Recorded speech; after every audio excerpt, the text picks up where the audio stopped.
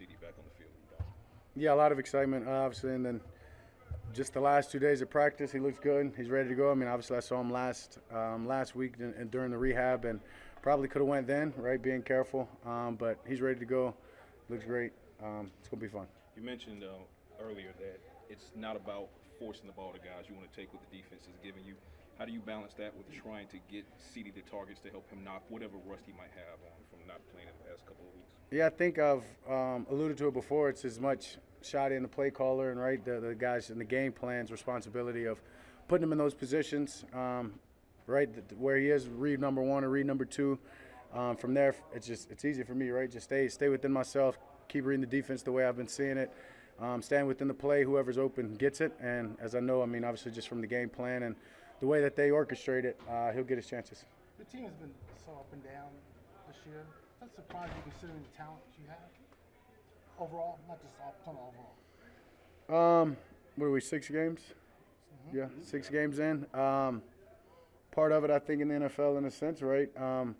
Talking about, I know I've mentioned the identity before and finding out who we were. And when you're up and down, I don't know if you have that answer quite yet or as quick as you'd want to. But we know our strengths, we know our weaknesses, we know where we've got to grow. A lot of room to grow, and I know we've got the right people and the competitors for the most part in this locker room that are going to do what's necessary to make some gains. What gives you confidence?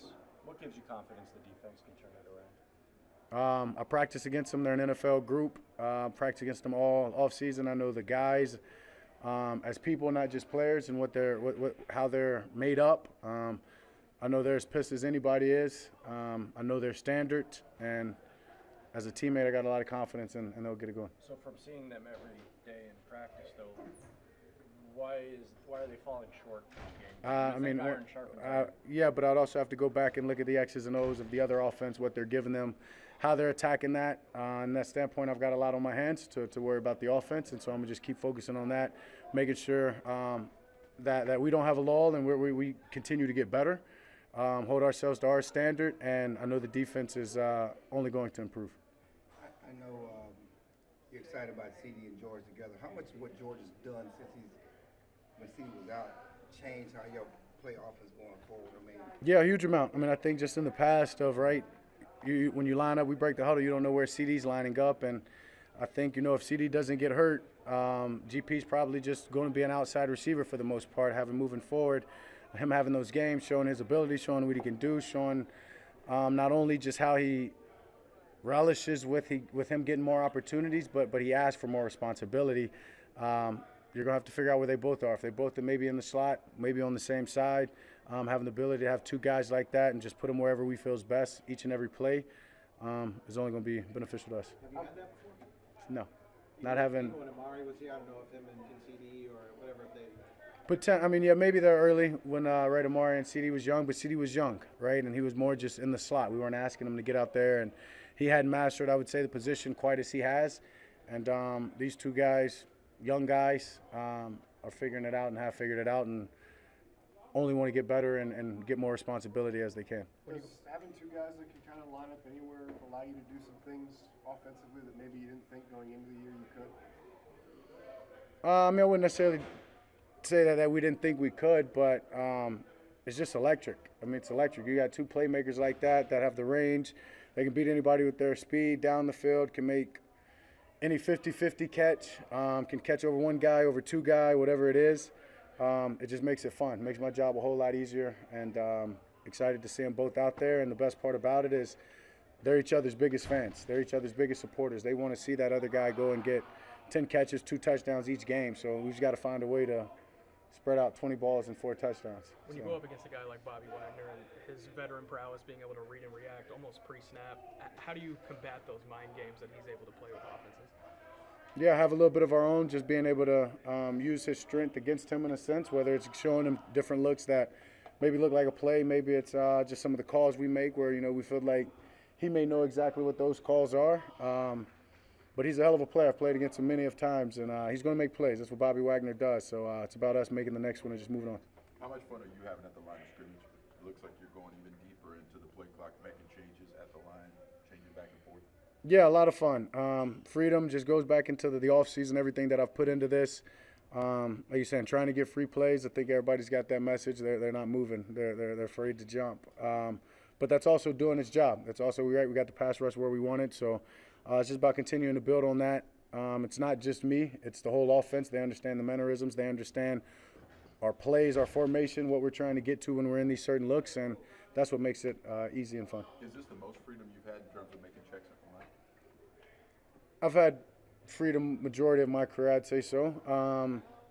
I just think as I've gotten older, you're more apt to do it, right? You see it better. In the past, obviously having the same freedom as I do now, I think what I'm trying to get as the experience gives me confidence to jump to something faster and I know that look and just get to it. Where in the past, maybe you hesitated yourself and, okay, well, let me just do this or that.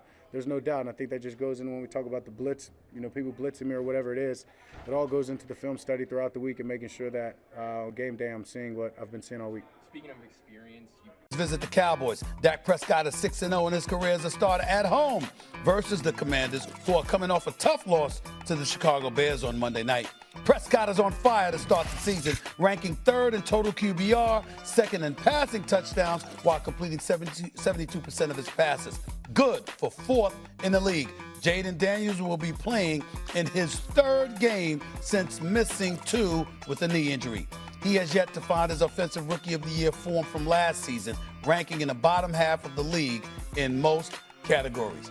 Right here back on First Take. Dan, let's start with you. Who has the edge in this game, Dak Prescott or Jaden Daniels? Jaden Daniels, you're going against the Cowboys defense. This Cowboys defense is a very poor unit. Did you just insult the Commanders defense? Did you just say, look at how their defense is playing? Did you just say that? I did. They give up 13 yards per completion, the Commanders defense. All right. That's outrageous in the NFL. Okay. I'm not sitting here telling you that's a good unit either. I think that's a unit that's going to keep this team out of the playoffs and being in a playoff contention football team. But who has the advantage in this game is Jaden Daniels. Every quarterback that has played against Dallas defensively has had a fantastic game. So this is so much more about who Jaden has to go against. Washington, while being bad, at least has moments when they've been good. Jaden Daniels has played very well this year. Even without Terry McLaurin, I thought he played very well the other night. He obviously has a good connection still with Zach Ertz. Debo's been very good. Their offensive line can run the football. He made one poor decision in the red zone and forced the interception.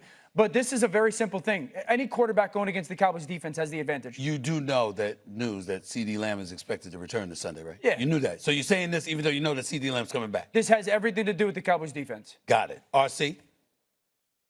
Yeah, I mean, whoever got to go first was going to say the same thing here. Like, this is about the Dallas Cowboys on defense. You go to Bryce Young, you go to Caleb Williams. Hell, Caleb Williams, this is what got him started on the right track this season. And now they've won 3 games in a row. When you watch Jaden Daniels and you go back to the Chargers game, his connection with Debo Samuel, his will, his energy late in that game, and still his ability, even coming off of the knee injury, to use his running skills to create first down, to create extra plays against a team that already has difficulty putting pressure on the passer and also can't stop the run. And so now Bill Krosky-Merritt is going to be able to get things going. And now the play action game opens up. Now the zone read game opens up. And also you look at this Washington offense, like Luke McCaffrey is coming along. Zach Ertz is making plays in the red zone. And if not for the turnovers, 2 fumbles, one by Krosky-Merritt, one by Jaden Daniels, and obviously the red zone interception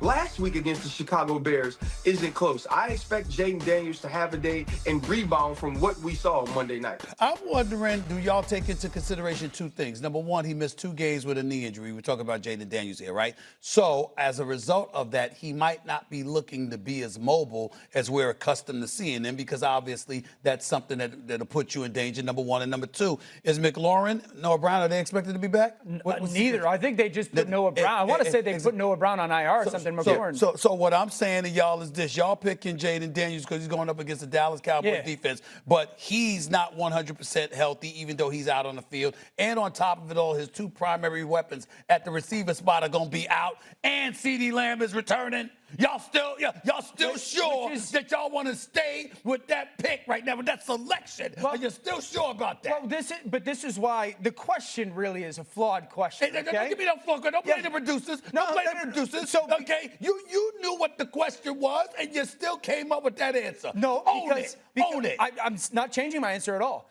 The question really is who's got more pressure to ball out on Sunday? Because both these dudes are going to play good. So we didn't use your language. We didn't say ball out. So because of that, the question lacked the level of substance that you the want. word. What? Let me ask you a question. Pressure. Yeah. RC's right. Let me ask you a question. All right, Honest pivot. question Let's pivot to pressure. Honest question here. Let's pivot to pressure. Let's pivot to pressure. Does anybody out of the group of three think Dallas is a real playoff contending football team? No. Okay. No. Do you think Washington is? I think they can be. There you go. I think they can be, but again, I'm bringing up the fact that their two primary wide receivers are going to be out. Their quarterback is not 100%, and CeeDee Lamb is returning. So I'm comparing Jaden Daniels' potential performance to that of Dak Prescott. If Dak Prescott is playing like a league MVP and balling out and has been doing so, even with CeeDee Lamb out, my God, considering the way George Pickens has been looking, what if CeeDee Lamb comes back and he's ready to roll looking good and Pickens is still rolling? Do we recognize that the Cowboys could put up 40 again? Okay, if the Cowboys put up 40 and win, they're 3-3-1. I don't really believe anybody's going to sit here and say they're a playoff contending football team still. The question was not about them being a playoff contending team. The question was who has the edge, Dak Prescott or Jaden Daniels for this one game. Go ahead, RC. Mr. Stephen A., what we're doing here is having a fluid show, and we're evolving within the question, because the thing we should be talking about is headed into this season, Jaden Daniels was one of these guys we had outside of the Big Four and Matthew Stafford. Jaden Daniels was supposed to be taking that next step and becoming a top-tier quarterback, along with bringing his team that went to the NFC Championship last year back to those same heights. As of now, it doesn't feel like that with the Washington Commanders. Part of that is defense. Part of that is injuries. If he doesn't come in and play extremely well, not just well, extremely well against this Cowboys defense, if they don't figure out a way to get a win against the Cowboys team, then I agree with Dan. No matter if they win this game or not, no matter how they play, how well, how bad, we don't see as a championship contender, we have to start speaking about Jaden Daniels and the Washington Commanders differently. I think that's the big question about what we'll get in this game. I am about to have a heart attack. Dan Orlovsky and Ryan Clark got the producers to actually change the bar and change the question. They've edited the show over my authority. You know what we're doing? Maybe we need another